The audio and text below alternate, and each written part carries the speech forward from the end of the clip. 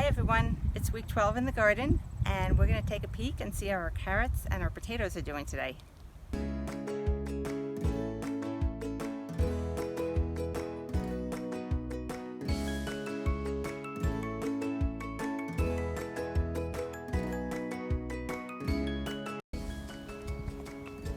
So these carrots do have a long growing season.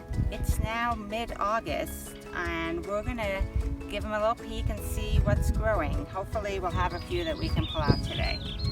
We want to just loosen the soil all around the carrot. Getting pretty deep. I've already loosened some of this, so we're going to give it a good pull. And there we have a few carrots. You know, everything was taking a little time this season. Everything's coming in a little later, I think, because of the weather we've had here in Colorado. So we're going to let these grow for another couple weeks and we'll check on them again soon. So we're over by our potatoes now, and here are our red potatoes.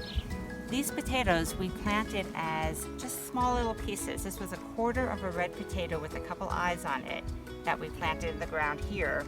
And if you can see, we have 3 red potatoes that we can see that have grown from that little piece. They're right at the surface. All I had to do is brush the dirt away.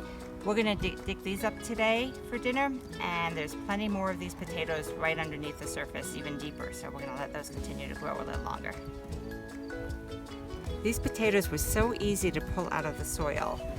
I had told you before in the past, I had planted all of my vegetables right into the ground, and here in Colorado we have really hard clay for soil. So it was really an effort to dig up these potatoes and carrots and other root vegetables.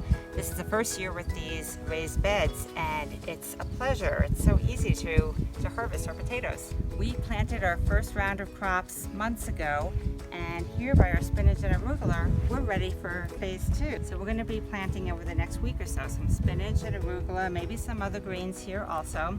And these greens do like a little cooler weather, so since we're late in the season, as the weather starts to change, hopefully these crops will do really well and we'll be extending our harvest. Everyone knows that vegans love kale, but this is getting a little ridiculous.